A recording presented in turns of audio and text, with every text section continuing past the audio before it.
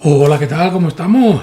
Bueno, pues aquí vuelvo con Retromovie 78 Classics, con otro peliculón de los años 60 de la época dorada de Hollywood, que es Espartaco. Otra película de 4 horas, al nivel de Ben-Hur y otras de la época, y de nuevo tocando el género del peplum o películas de romanos. Tranquilos que en los 2 o 3 próximos Retromovie 78 Classics dejaré descansar un poquito el tema bíblico, el tema romano. Ya tenéis Ben-Hur, ya tenéis los 10 mandamientos, ahora Espartaco, y voy a dejar reposar un poquito el tema y tiraré por otros derroteros muy diferentes, ya lo veréis. En fin, cositas. Un cambio que he hecho en esta sección del canal. Hacía un breve resumen de unos 5 minutos con un montaje de imágenes de la película, fotos y tal, resumiendo la peli. Y he pensado que si realmente lo que quiero es que las nuevas generaciones descubran la película y aparte la vuelvan a disfrutar también las generaciones más mayores, lo mejor era quitar esa parte. O sea, centrarme en las curiosidades, en el rodaje, en el casting, cositas que habían pasado alrededor de todo el proyecto, pero la película, ese breve resumen que hago de la película, quitarlo, porque lo suyo es que la película se disfrute y si dura 4 horas, pues ver una película de 4 horas que además son muy entretenidas y se pasa muy rápido. Entonces todo eso lo voy a quitar. De hecho ya en el vídeo de Darman, de Retromovie 78 y en el de Top Gun, ya no lo he puesto y a partir de este tampoco lo voy a poner. Creo que lo mejor es que la gente disfrute la película, la vea, saque sus propias conclusiones y todas esas cositas. Así que me voy a centrar en detalles alrededor de todo el rodaje de la película. También quería agradecer a todas las personas que se han suscrito, sobre todo con el vídeo de Ben-Hur, que se han suscrito un montón de personas, cerca de 200 personas se han suscrito al canal y entonces a estas personas no les puedo fallar. Por lo tanto, tengo que traer otra película clásica como esta de Espartaco, que además es una sección que me gusta porque es otra manera de hacer cine, como digo yo muchas veces, y de descubrir cositas, redescubrir películas porque me las vuelvo a ver y todas esas cosas. Así que esta sección ya dije que venía para quedarse y vendrán más, lo que el viento se llevó y muchas más cositas. Así que bueno, muchas gracias de nuevo a todos los comentarios de agradecimiento, a todas esas personas que les ha gustado tanto los 10 mandamientos como Ben-Hur y espero que disfruten igual con este vídeo de todas las cositas de Espartaco, otro clásico del cine. Así que bueno, pongo la intro y ya no me enrollo más.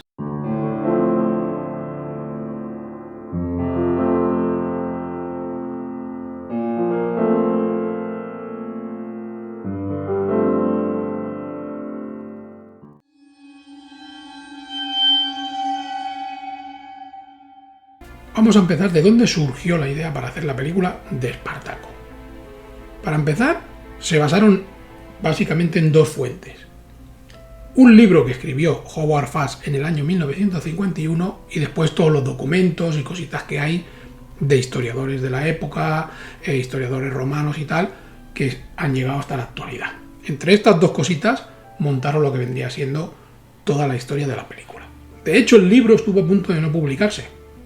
Resulta que en aquel año, en el año 1951, cuando escribió el libro Howard Fast, estaba en la cárcel, metido por la ley aquella que hizo el general McCarthy, de que denunciaba a todos los que pertenecían al partido político comunista, que en aquella época, claro, estaban con el rollo los rojos, los rusos son los peores, los soviéticos y tal. Y cualquiera que pertenecía al partido político o tenía lo que vendría siendo un poquito de simpatía hacia los comunistas, acababa en la cárcel. Y este señor pues dijo, pues mira, voy a aprovechar Howard Fast y voy a escribir un libro. Y empezó a escribirlo en la cárcel. Pero estuvo a punto de no publicarse el libro, porque en aquella época el director del FBI, J. Edgar Hoover, que tenéis una película que es estupenda, protagonizada por Leonardo DiCaprio, y os recomiendo que veáis, escribió a varias editoriales, envió cartas diciendo que este tío pertenecía al Partido Comunista y que no se les ocurriera publicar el libro. Finalmente, el propio Howard Fast lo tuvo que financiar él. Tuvo que pagarlo de su bolsillo, hacer una publicación independiente, pero se sorprendió porque cogió y vendió 40.000 ejemplares. Pero es que cuando se acabó todo el rollo este de la caza de brujas de Howard Fast y de los demás del Partido Comunista por parte de J. Edgar Hoover, llegó a vender un montón de millones de libros. O sea que la jugada le salió redonda. En 1955, Kirk Douglas, para tener un poquito más de control sobre los productos que hacía y los que participaba, decidió crear su propia productora de nombre Byrna, en homenaje al nombre real de su madre, de origen ruso. Porque la familia de Kirk Douglas eran inmigrantes de origen ruso. Su padre era un agricultor que vendía cosas por las calles, frutas, verduras y tal. Su madre hacía porremiendo de telas y cositas así y se dedicaban a eso para mantener a él y a sus 6 hermanos. 6 hermanos, Kirk Douglas. De hecho, el nombre real de Kirk Douglas es Isur Danielovich Densky. Lo que pasa que se lo cambió el nombre artístico, mucho más fácil. Kirk Douglas, por ejemplo, aquí en España tenemos el nombre, para decir a alguien de la época, Marisol, que en verdad se llama Pepa Flores.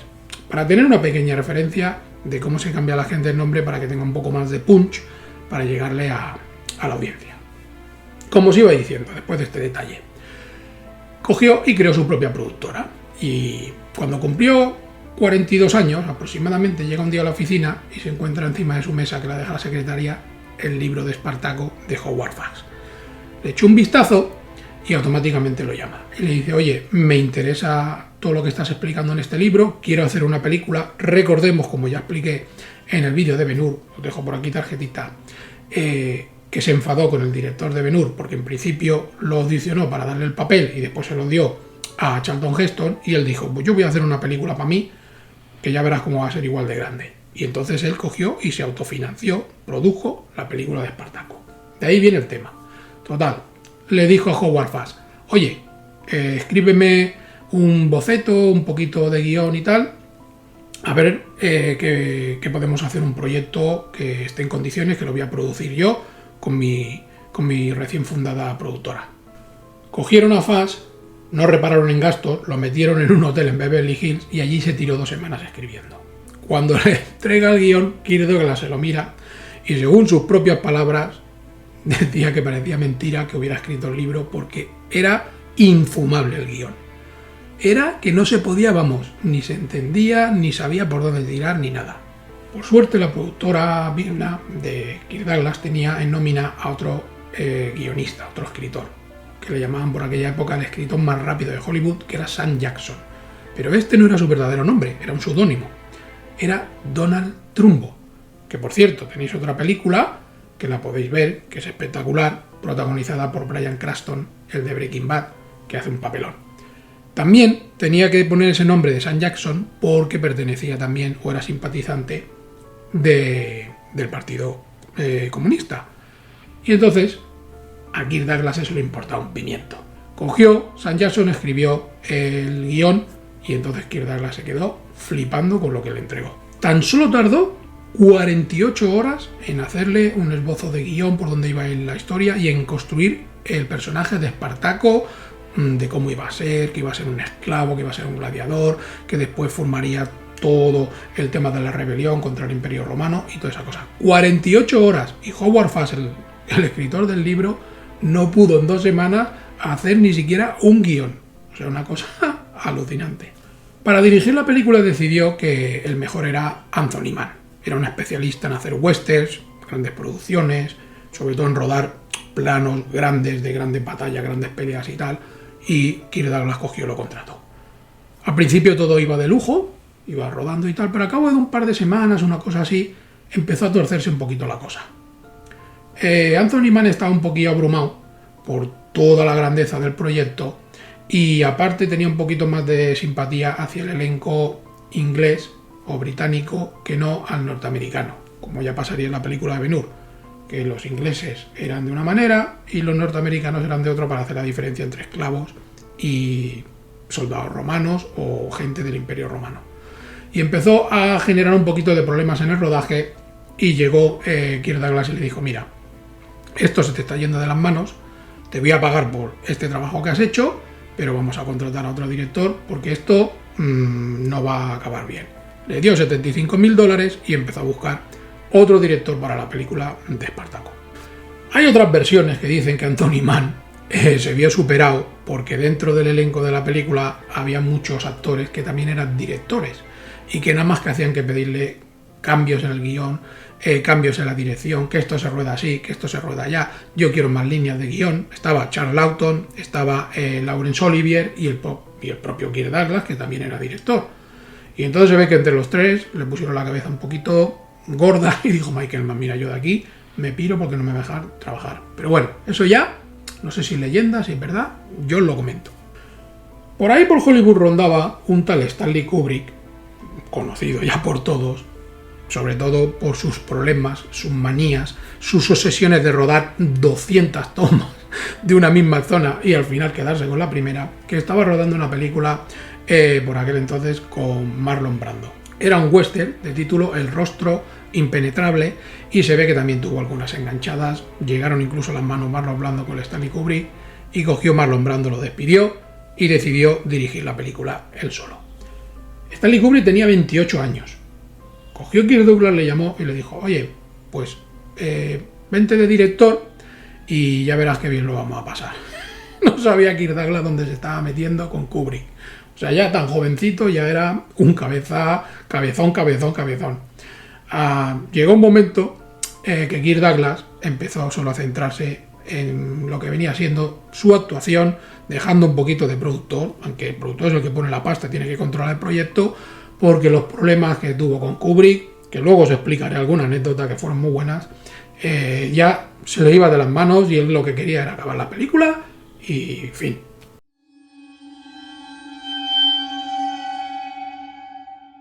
Bueno, dentro del casting tenemos la verdad que estrellas de relumbrón. Tenemos al propio Kirk Douglas como Espartaco, este esclavo, gladiador,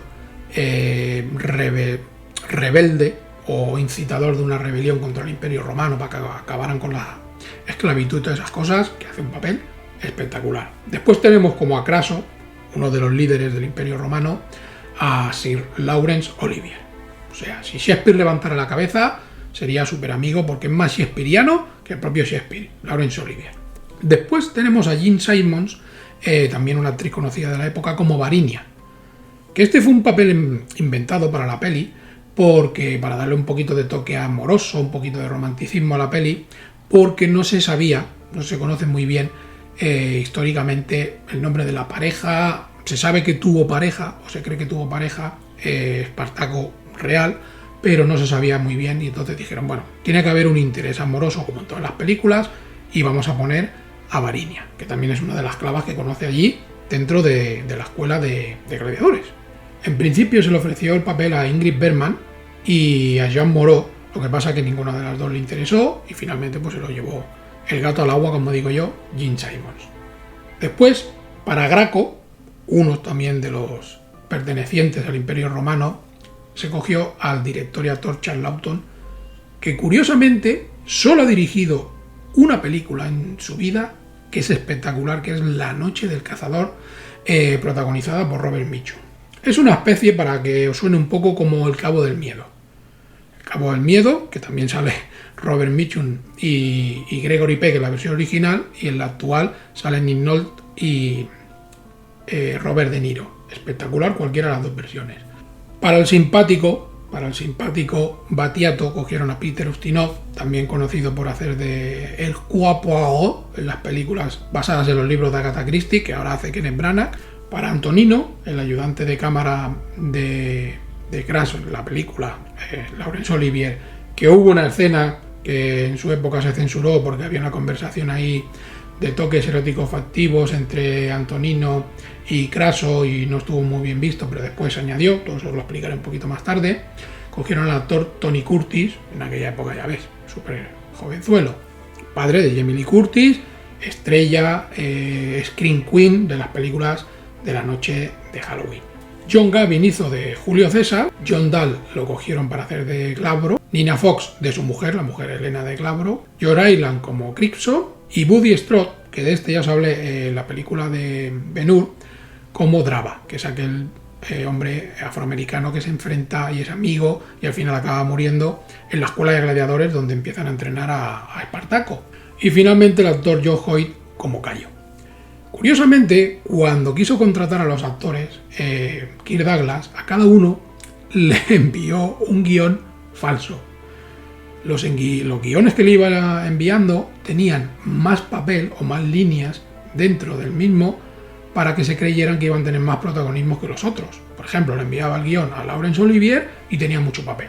Se lo enviaba a Charles Laughton y tenía mucho papel.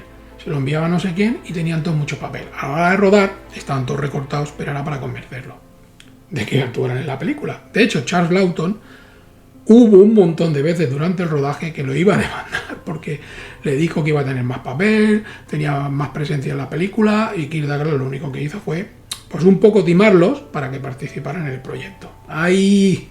Es que era un granuja Kirk Douglas, ¿eh?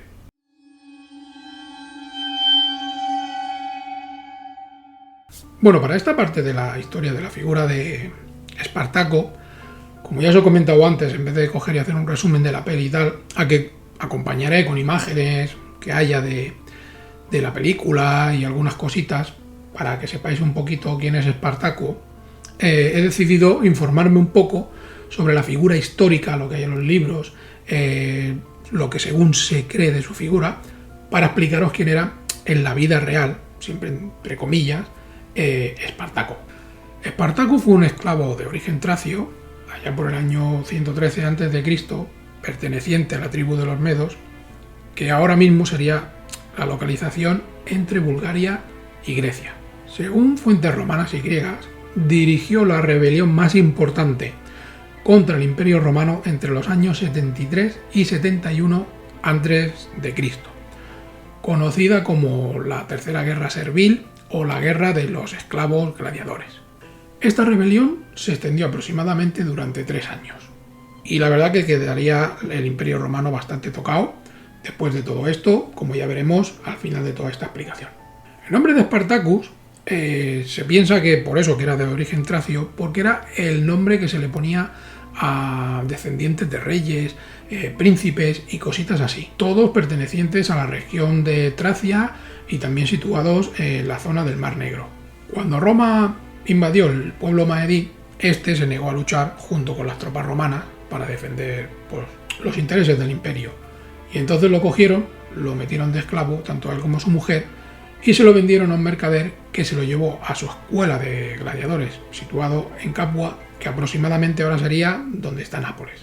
Bueno, todos sabéis lo que eran los gladiadores. Los gladiadores eran pues unas personas esclavizadas que los entrenaban y todo el rollo para luchar en la arena, para hacer pues un poquito de espectáculo en vivo, bastante sangriento, total acababan muertos, delante de las masas. De hecho, por ejemplo, una cosa así tenemos en la película Gladiator. Gladiator, que no deja de ser una reversión, entre comillas, con sus diferencias, de la película de Espartaco.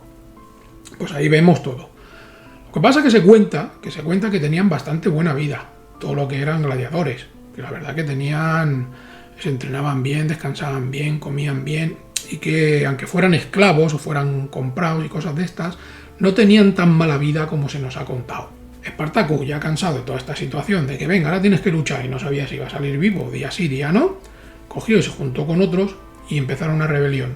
200 esclavos de esta escuela de Capua, con utensilios de cocina, se rebelaron contra su dueño y todo lo demás que había por allí y se escaparon. Se enfrentaron a las legiones romanas que iban buscándolos, y de estos 200 solo lograron sobrevivir 74. Pero estos 74 por el camino asaltaron un convoy que llevaba armas a la escuela de gladiadores, y entonces cogieron y se armaron y se pusieron bien fuertes. Se refugiaron en el monte Vesubio y desde allí empezaron a sabotear a las localidades vecinas. Pero las localidades vecinas, como veían que esta gente cogía todo lo que robaban, lo repartían equitativamente, rollo Robin Hood, se le empezaron a sumar un montón de gente más que querían dejar el tema de la esclavitud y que ya estaban hartos de todo lo que estaba haciendo el Imperio Romano, que nada más que era subyugar a todos los demás y venga impuestos. Los romanos, al tener conocimiento, ya empezaba a escucharse un poquito, oye, están asaltando por allí, están haciendo esto, están haciendo por allí, y dijeron, son 4 esclavos, vamos a enviar a 4 para que se acabe esta rebelión y ya está. Pero ¿qué pasó? Que cogieron y los pasaron por cuchillo, y al final tuvieron que coger y salir por piernas. Dejaron allí un montón de caballos, un montón de provisiones, dejaron armas de todo y uniformes romanos. Y Espartaco, que no era tonto, cogió y utilizó esos propios romanos para, a la hora de combatir contra las legiones del imperio, infiltrarse entre ellos, y claro, no sabían quién les estaba atacando, no sabían si eran esclavos, si eran gladiadores o si era su propio ejército, porque iban disfrazados como ellos. O sea que una táctica de guerra genial. Después de esta derrota, el imperio romano ya se lo tomó tan a broma y envió 3.000 soldados bajo el mando de Claudio Glabro. Y entonces este dijo, mira, vamos a situarnos aquí debajo del monte Vesubio para tener controlado todo lo que viene siendo el perímetro por si nos vienen a atacar, y así seguro que podemos cogerlos y los podemos liquidar. Pero Espartaco no era tonto. Justo había un cerro con unas vides por allí para colgarse, y al rollo la misión imposible. Se colgaron con unas cuerdas y bajaron y cayeron encima de todas las tropas cuando estaban durmiendo. Y allí hicieron una escabechina que alucinaron. Esta batalla se conoció como la batalla del Monte Vesubio, y tras esta, junto con dos de sus colegas, Crixo y Enomao, decidieron hacer ya un ejército un poquito potente, porque dijeron, si ellos nos van a enviar 3.000, nosotros tendremos que tener 5.000. O sea que empezaron ya a entrenar a gente, daba igual, todo lo que fuera. Había hombres, mujeres, niños, cogieron carpinteros, herreros, todo lo que hiciera falta. A todos cogieron y los entrenaron para que supieran luchar y enfrentarse a todas las legiones que enviara el Imperio Romano. Finalmente consiguió reunir entre toda esta gente a un ejército de entre 50.000 y 70.000 soldados, o sea, una cosa alucinante. Pero su idea no era enfrentarse al Imperio Romano, su idea era abandonar Italia por los Alpes y dirigirse hacia Germania, que en aquella época todavía no estaba invadida por el Imperio Romano, y así coger y ser libres. Pero las cosas se torcerían un poquito. Spartacus era consciente de que una guerra a largo plazo no sería capaz de llevarla, porque la fortaleza que tenía económica y de todo el Imperio Romano al final acabarían acabando con ellos. Y en su huida por el camino perdieron a uno de sus ayudantes, Enomao, que cayó bajo las legiones romanas. Para complicar un poquito más el tema, Crixo, su otra mano derecha, junto a 20.000 soldados, decidieron que ellos no querían huir, que ellos querían entrar a Roma para coger y conquistarla, que ellos lo que querían era abolir la esclavitud y quedarse ellos como dueños y señores del Imperio Romano. Crixo en aquella época pues no estaba muy fino, la verdad, porque si te vas a enfrentar contra una potencia, es como si coge ahora el ejército español y dice, vamos a enfrentarnos contra la armada estadounidense. Creo que no va a salir bien la cosa. El resultado fue el siguiente. Crixo se enfrentó contra una legión romana y lo ganó. Y entonces dijo, pues vamos a celebrarlo. Cogieron, empezaron a comer, a beber, se pusieron púos. ¿Y qué pasa? Llegó otra legión y como no sabían ni dónde tenía la mano derecha para coger la espada, los liquidaron a todos. Cuentan los historiadores que Espartacus, cuando se enteró, todos los prisioneros que tenía de las legiones romanas a las que había vencido, enfrentó a 300 soldados, o más de 300 soldados entre ellos, en una especie de competición de gladiadores para que se mataran. En plan, pues mira, sacrificio por haberos cargado a mi mano derecha, Crixo, que aunque se hubiera ido, pues seguía siendo amigo suyo. Pese a todo esto que pasó, que cayeron, ya os digo, 20.000 personas prácticamente, las que se llevó Crixo, se seguía sumando gente, y venga gente. Al final eran ya 120.000 los esclavos y otro tipo de personas que se juntaron al ejército de Espartaco. Finalmente, como ganaban, Espartacus se creció un poquito y cogió el camino chungo de Crixo.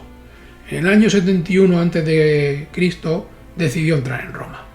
Dijo, pues ahora que somos tantos, vamos a ir a atacar Roma.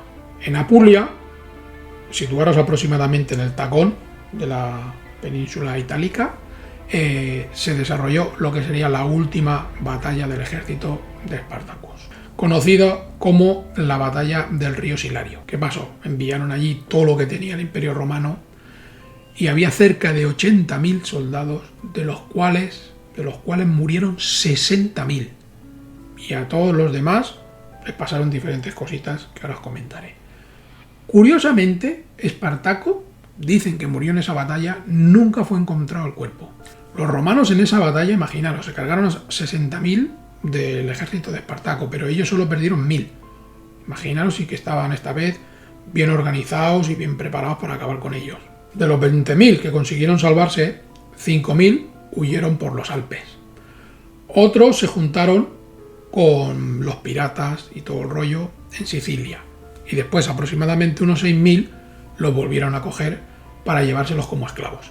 Pero ¿cuál sería su sorpresa cuando cogieron y decidieron crucificarlos en lo que se llamaba la Vía Apia? 6.000 esclavos. Alucinante. Las consecuencias de todo esto, ya en plan económicamente y en plan histórico, fue un desastre para lo que venía siendo el sector agrícola del Imperio Romano. Muchos latifundios se hundieron en aquella época y empezó a resentirse un poquito la economía romana. Por otro lado, los dueños de esclavos tomaron algunas medidas preventivas. Se quedaban con los hijos, porque ya los conocían y eran un poquito más dóciles. A otros esclavos les daban un trocito de terreno para que se pensaban que estaban en plan independiente a cambio de un poquito de la cosecha y cositas así. Hicieron algunos cambios, pero seguían teniendo esclavos. Y todo esto se fue haciendo una burbuja que al final acabó explotando. ¿Qué pasó? Llegaron los bárbaros, el Imperio Romano no más que hacía que exigir y exigir más impuestos, para guerrear.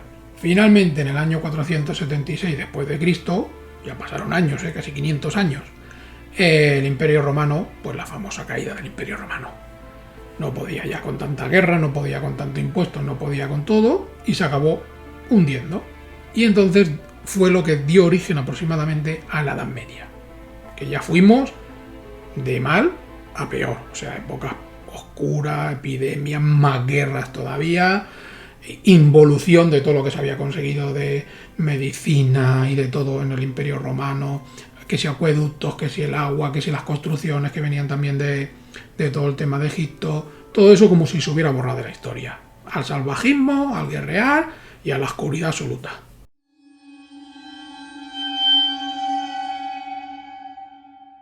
En el verano de 1959 se da por concluido lo que viene siendo todo el rodaje de estudio y cositas así de la película de Espartaco.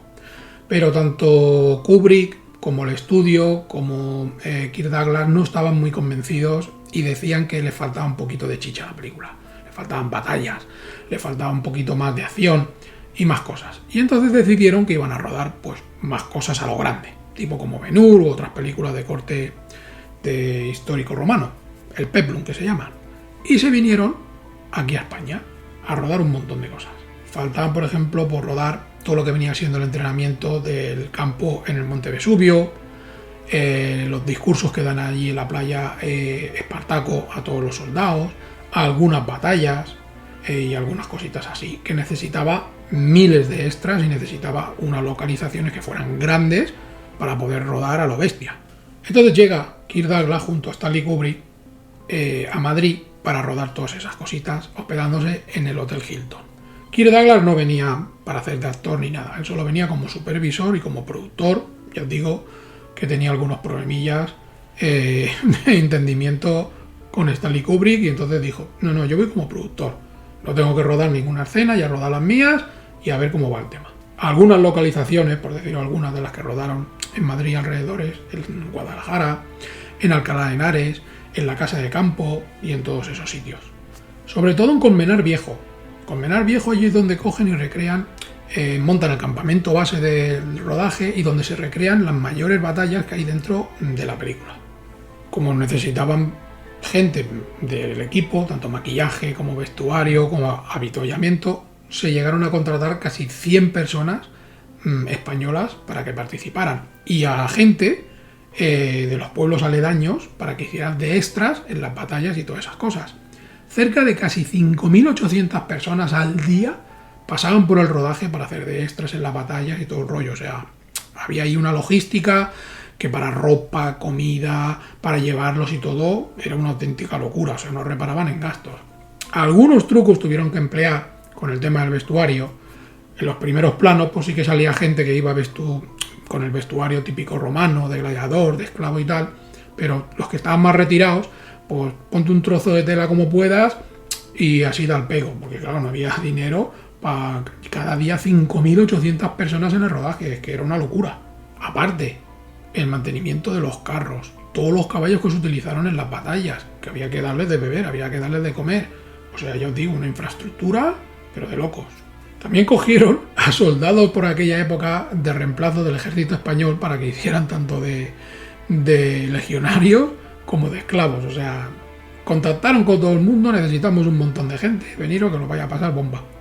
Finalmente fueron unos 11 días de rodaje, entre todo, entre montar decorados, contratar a gente, las batallas y tal. Unos 11, unos 15 días fue todo lo que rodaron, ya os digo, localizaciones de los alrededores de Madrid.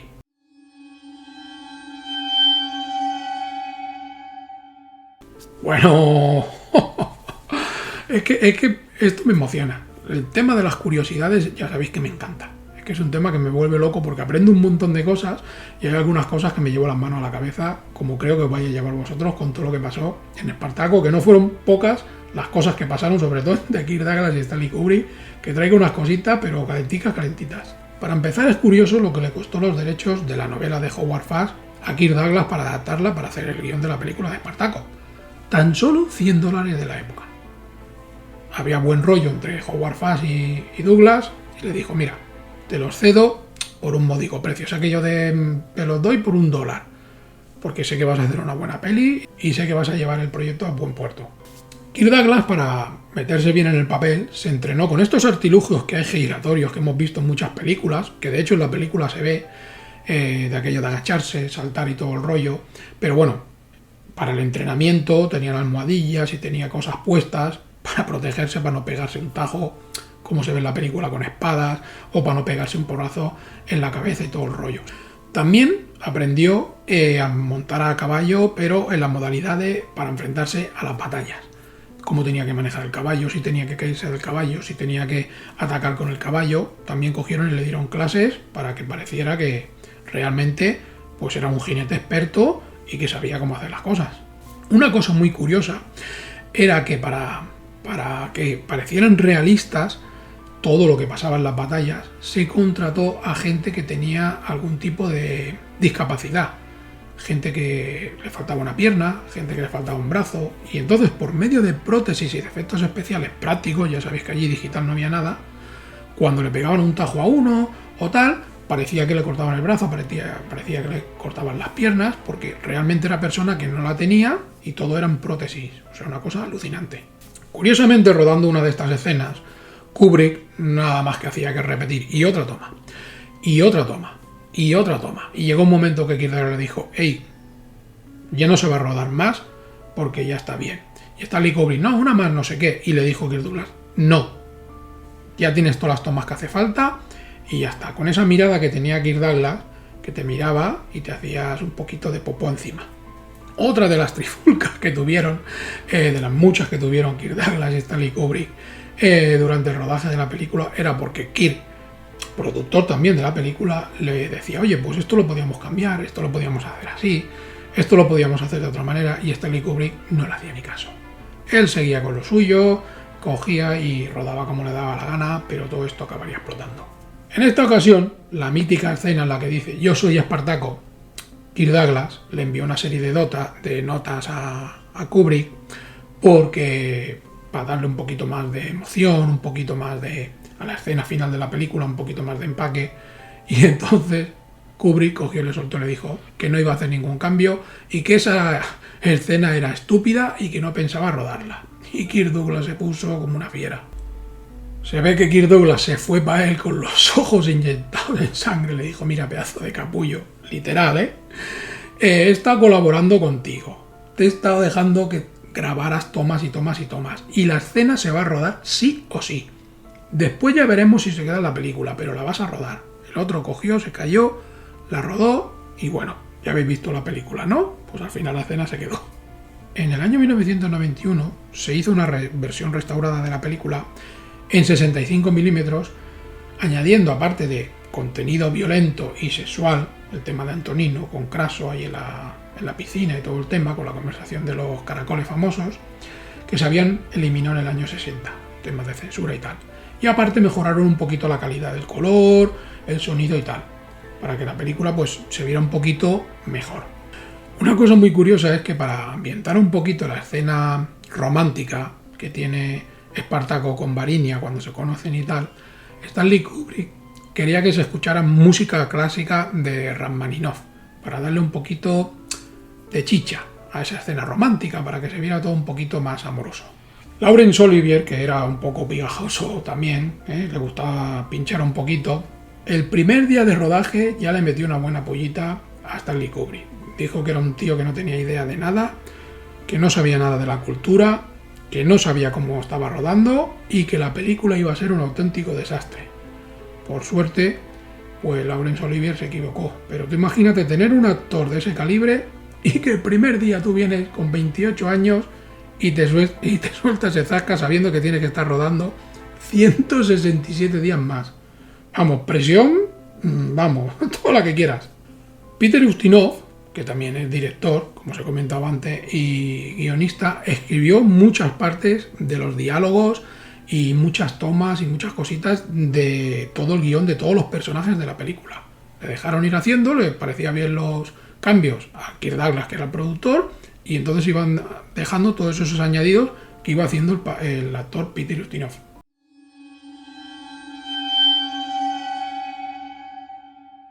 Douglas y Kubrick no querían hacer una banda sonora para la película al uso. Querían darle un toque más moderno, pero siempre centrándose en el tema del clasicismo de la banda sonora. Querían unos temas especiales, los leitmotiv que se llamaban, para los esclavos. Otros temas especiales para las legiones romanas, para algunos de los personajes. Y entonces cogieron y dijeron, vamos a hacer una banda sonora que se salga. Edward Lewis, que era un colaborador de Kirk Douglas, decidió, porque era bastante fan, de traer al compositor Alex North. Se lo ofreció y le dijo, mira, yo conozco a este tipo, hace muy bien lo que hace y creo que estaría bien para hacer la banda sonora. North ya tenía un prestigio gracias a algunas bandas sonoras y sobre todo a la de un tranvía llamado Deseo. Así que cogieron y dijeron, pues este tío nos puede ir muy bien para lo que le vamos a ofrecer nosotros, la idea que tenemos de la banda sonora que queremos para la película. De hecho, se comprometió de lleno en el proyecto. Todas las directrices, todos los consejos, todas las pequeñas cositas que le habían dicho tanto Douglas como Kubrick de cómo querían la música, cogió y lo llevó hasta las últimas consecuencias. Leyendo el guión se dio cuenta de que había muchas escenas que no había diálogos, que eran batallas, y dijo, pues aquí yo me voy a marcar unos temas que se salgan de lo convencional y así la gente dirá, ostras, vaya música más guapa, y también pues le iba a dar más prestigio del que ya tenía. La película, por suerte para North, cogió y se fue aplazando, se fue retrasando, y entonces tuvo un año de adelanto Alex North para crear la banda sonora. Y entonces cogió y ya creó todos los temas y todo el rollo. Cuando ya estuvo rodada la película, dicen que se la vio entera 18 veces y que sacó cerca de 4 horas de música para adaptar de todo lo que había preparado para la película. Imaginaros una película de casi 4 horas, 18 veces seguidas, para coger y sincronizar toda la música y los cambios y los arreglos y todo lo que tenía que hacer. Una cosa alucinante. A Douglas le encantó. Dijo que era una de las bandas sonoras más bellas y más alucinantes que había escuchado en su vida y que había hecho un trabajo sublime. Hay un tema, aparte de todos los que son de esclavos, de gladiadores, hay algunos temas, por ejemplo, que se escuchan un poquito diferentes cuando aparece Espartaco, cuando aparecen las legiones romanas. Cada uno tiene unos temas. De hecho, había 9 temas diferentes para esclavos, legiones y algunos personajes. Pero sobre todo hay uno que es espectacular, que es el tema de Varinia, la mujer de Espartaco. Es que mira, solo hablar ya se me ponen los pelos de punta. Esa melodía, los temas que sale Varinia en escena junto con Espartaco, ese amor que se procesan, esa parte romántica, es alucinante, que de hecho, si la escucháis, John Williams, el tema que tiene de la princesa Leia, que es uno de los más espectaculares de la banda sonora de todas las películas de Star Wars, bebe mucho y tiene muchos matices y muchos parecidos al tema de Varinia. Los dos son unos temas espectaculares. No son grandes sinfonías grandes, ahí venga, música a saco y tal, no. Suave, todo calmado, todo, ya os digo, súper, vamos, como si te estuvieran acariciando. Son unos temas alucinantes, ya os digo, tanto el de Varinia como el de la princesa Leia. Compararlo ya veréis que son espectaculares los dos. Craso también tenía su propio tema, como os he comentado antes, que era más de toque militar, más de toque potente, que también lo ponían cuando iban las legiones romanas. Y Espartaco también tenía su propio tema de acompañamiento tanto como cuando estaba en la escuela de gladiadores como cuando dirige las legiones de gladiadores contra el ejército romano. Todos tenían, ya os digo, cerca de 9 temas que diferenciaban diferentes tipos de escenas de la película o personajes.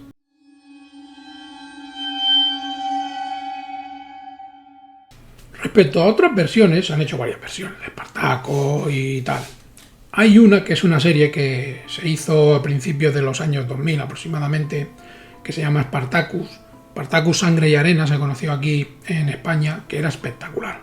Era una serie que estaba rodada en Nueva Zelanda aproximadamente entre el año 2010 y el 2013. Y la verdad que, yo os lo digo, yo la he visto y es alucinante, pero tuvo algunos problemas sobre todo con el protagonista que tuvieron que acabar cambiando. Tenía un presupuesto aquella serie de 5 millones por episodio. Y si habéis visto la película 300, basada en el cómic de Frank Miller y dirigida por Zack Snyder, ya os digo, la temática de batalla, las escenas a cámara lenta y todo eso es muy parecido. Es como si Zack Snyder hubiera dirigido la serie esta de Spartacus, que la verdad que era una maravilla.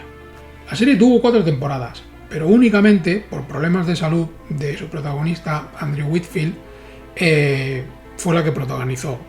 Cayó enfermo con un cáncer, lamentablemente, que finalmente pues acabó con su vida. Mientras que esperaban a ver si se recuperaba, que no sabían cómo iba a acabar de mal la cosa, hicieron un spin-off explicando uno de los personajes que sale dentro de la serie de Espartaco, pues a modo de precuela, pues sus orígenes y todo el rollo. Y al final tuvieron que cambiar el personaje, como digo, porque lamentablemente el actor principal falleció, y las 2 últimas temporadas las hizo otro actor que tiene menos carisma, la verdad. La serie está bien, pero para mí tiene un poquito menos de carisma que el protagonista original. Después hicieron la precuela, que se llamaba Espartaco, los dioses de la arena, que solo fueron 6 episodios, y era una precuela, contando historias de otros gladiadores famosos, de la época y tal.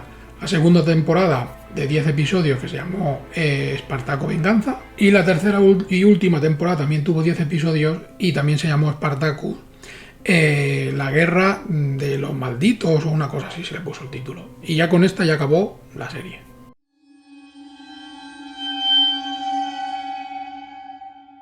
Bueno, pues respecto a Merchant, tengo aquí pues nada, una edición en Blu-ray, 50 aniversario de la película y tal, que tampoco no tiene nada. Ya está el disco ahí sencillito, no sé ni siquiera un dibujo de él ni nada. Pero bueno, la versión remasterizada, restaurada, 50 aniversario, íntegra, con las escenas que se cortaron y tal, y está muy bien. Y esto que voy a enseñar ahora, esto sí que está chulo. Esto sí que está muy chulo. Y es como cuando os enseñé la banda sonora de Ben-Hur, pues aquí tenemos la banda sonora en vinilo de Espartaco. Ya lo pone aquí, que si 180 gramos y todas esas cositas. Y la verdad que está súper, súper, súper chula, súper chula.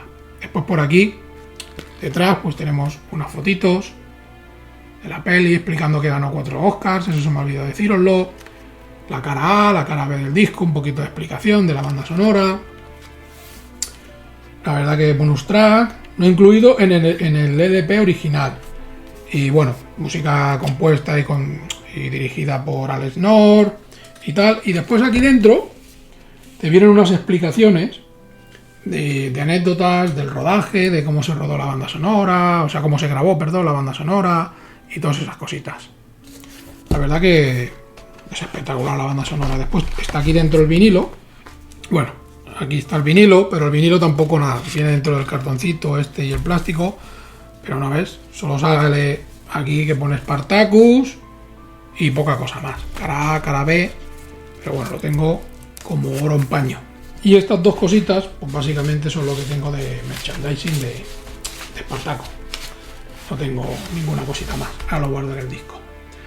Y bueno, y hasta aquí pues todo lo que he podido recopilar de información, de curiosidades, de cositas del rodaje, la figura real de quién era Espartaco, o que se cree por los libros de historia y cositas así que se han ido encontrando. Y bueno, espero que os haya gustado. Que si es así le deis a like, que si os gusta el vídeo, creéis que a alguien le puede gustar, lo compartáis y suscribiros, comentarios. Ya sabéis que puedo haberme equivocado, haber obviado datos, alguna cosa, pues nada, me lo ponéis en comentarios. Oye, esto no era así, esto era así, esto no sé qué, pero siempre con respeto y educación. Nos vemos en un próximo vídeo. Así que, hasta luego.